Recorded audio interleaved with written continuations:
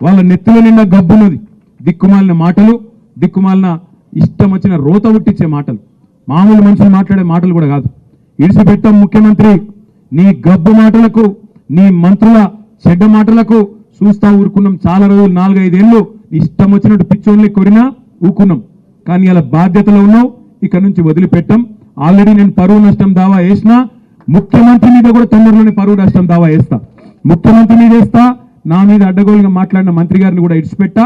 క్షమాపణ చెప్పేదాకా అటు క్రిమినల్ ఇటు సివిల్ డిఫమేషన్ 2 సూట్లు కూడా వేస్తా, వదిలిపెట్టా అనే మాట కూడా నేను విజ్ఞప్తి చేస్తా ఉన్నా.